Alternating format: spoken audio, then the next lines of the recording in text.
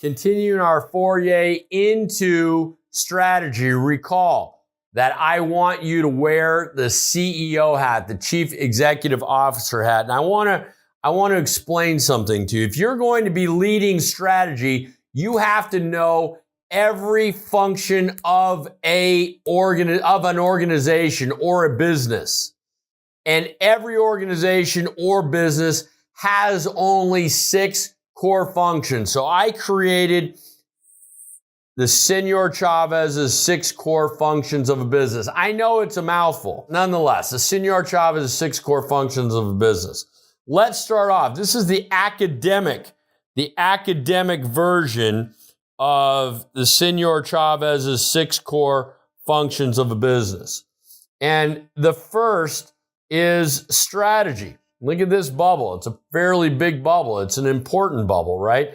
And strategy essentially is win the war. We've talked about that. It's also about stacking teams.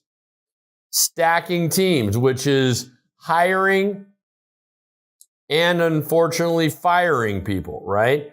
But it's win the war, and it's about hiring and firing people and stacking teams, right? And then over here, the second core function is guerrilla marketing.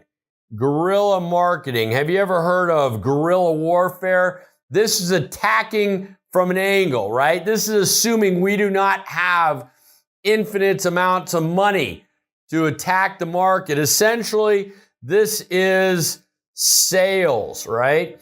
And here we have the third, which is operations. Operations is, my friends, the heart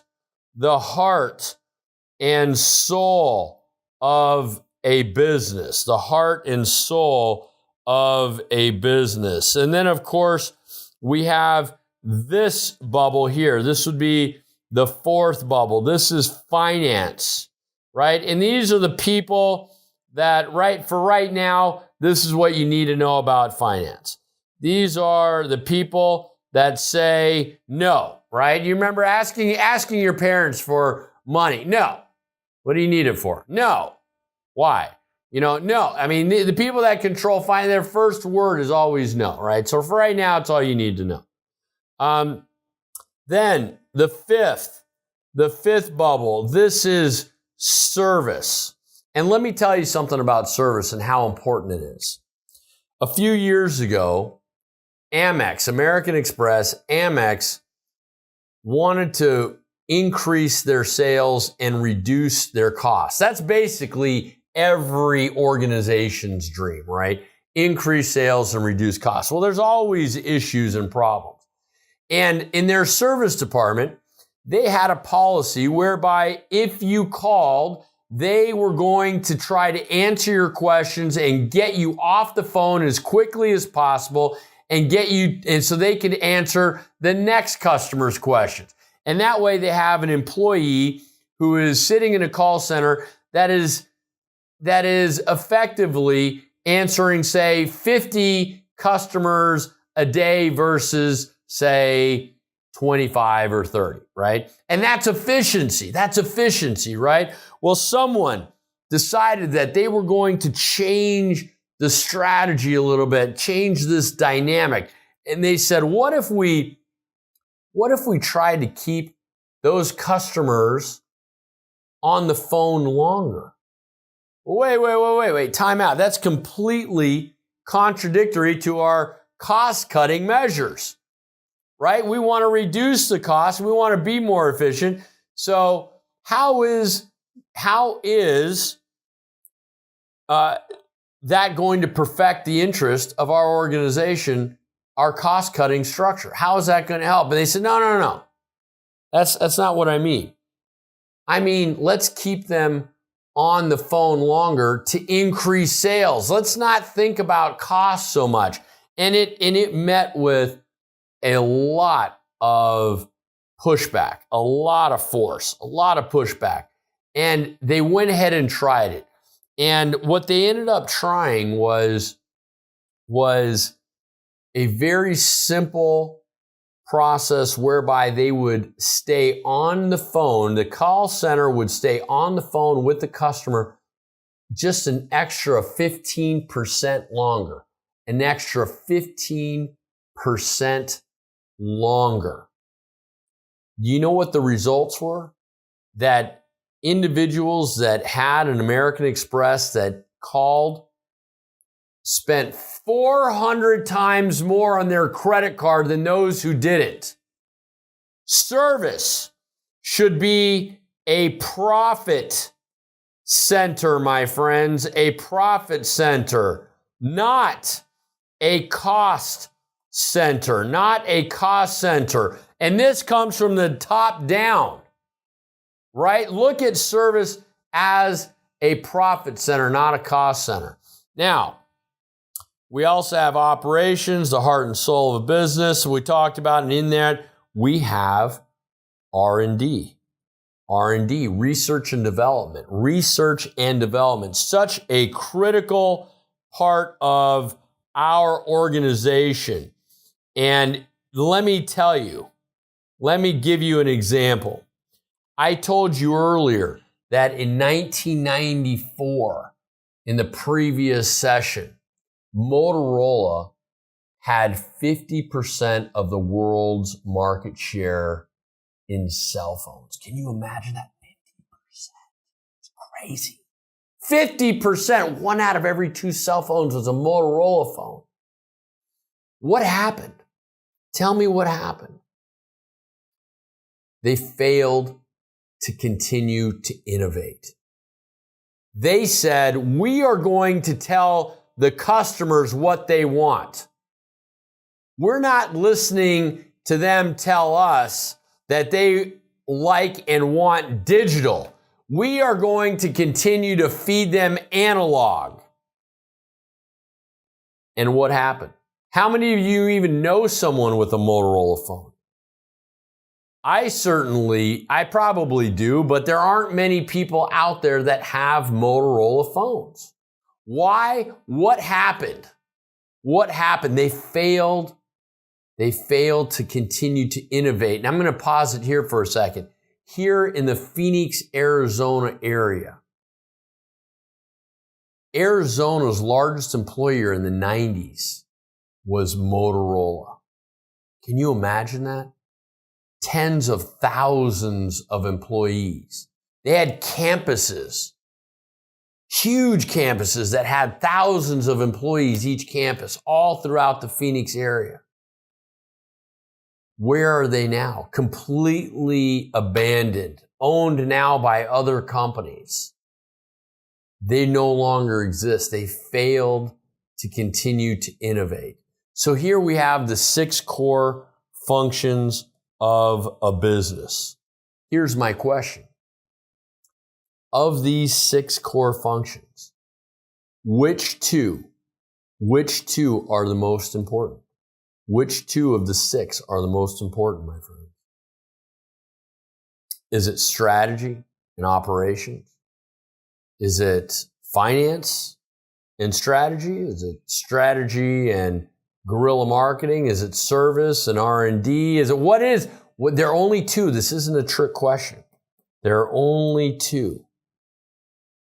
If you said guerrilla marketing, and R&D, you're correct. That's right. Without sales, you have no organization. Get that through your head. Now, without sales, you have no organization. You can be as efficient as possible. You could have the greatest strategy in the world, but if you're not executing on a revenue stream, you don't have an organization to be efficient in. You don't have that strategy, right? And R&D keeps you relevant. Research and development, the iterative process keeps you relevant. And you might be able to argue, well, doesn't this all stem from strategy? In a way it does. So we could argue that. But the reality of it is the 2 most important functions that is you, the strategic mind, need to keep your eye on and need to be pushing every day, guerrilla marketing and R&D. Now, I mentioned to you This was the academic version of the Venn diagram. Look at all these beautiful concentric circles, all equal in size. This is what I see in the real world. I see strategy as a very large component. I see guerrilla marketing here as a very small component. Oh, there's sales. It's just service. There's just a dot. And here we have finance, which is a small bubble. And then we have operations. Wow. And then we have R&D, just a blip again. We train you that efficiency is where you make your money. It's your cost structure and how you make your money, not in where you price. And that's not entirely untrue. But let me tell you something. How many of you have heard somebody say to you or say to somebody else, hey, we just need to get the word out? What does that mean? Has anybody ever heard, hey, I just need to get the word out? You know what they're saying? They're saying marketing or guerrilla marketing. And you know why they don't like using the term marketing? Because they think marketing is some made up discipline. Let me give you an example. There's a cartoon called Dilbert. Some of you watch it. I love Dilbert. Dilbert is being told by his boss in the very first frame, Dilbert, you're being transferred to marketing. The second frame, Dilbert's walking to marketing. I'm doing the moonwalk here too. Dilbert is walking to marketing. The third frame, Dilbert sees the building. The marquee says marketing, and right next to the door, the entrance, is a sign that says 2-drink minimum. That's what people think of marketing. They think marketing is just pie in the sky stuff, and they don't want to spend money on it. They don't want to grow it. They want to tell you that they need to get the word out, and that's so wrong. And we've indoctrinated you to believing that efficiency is how you make money, but without sales, you have no organization. This is what I see, unfortunately, in the real world about 85% of the time. This is my own anecdotal diagram here of the 6 core functions. And look at finance. Finance is a blip. How many of you know of startups or entrepreneurial organizations or small businesses that are looking for money? They're always looking for money. So this is what I want you to look at in the real world. This is the best practices in the real world. Wow, do you see guerrilla marketing here? This is what you need to be concentrating on. Some of you say, oh, I'm not a saleswoman. I'm not a salesman. You are now. We're all in sales. You have to have sales to have an organization.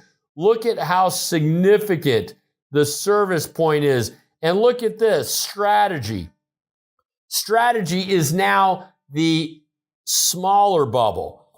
Finance, right there. Here we have operations.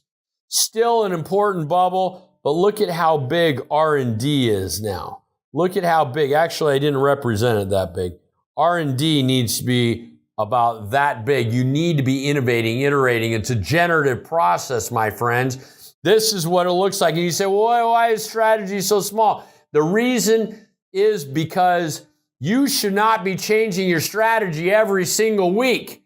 Think of Nike. We talked about them in a previous course. Nike's strategy was to put Adidas out of business. 6 words, right? It's not eloquent, nor is it elegant. But when you woke up in the mornings working for Nike, you knew exactly where you were going. Strategy is about picking a point and marching towards it. Make sure that you and your team are marching towards the same point and the same dot. How many of you know of a startup or a small business that isn't making it or has been in the same, we'll say, trajectory for the last 2, 3, or 4 years? How many of you know of a startup that is not in revenue yet? That's been there for 3 years. It's because they pivot too often. There are too many strategies. It's a strategy of the week. Oh, we're doing this, we're doing that. No, you pick a point and you march towards it. I'm Senor Chavez. Now we're cooking with gas.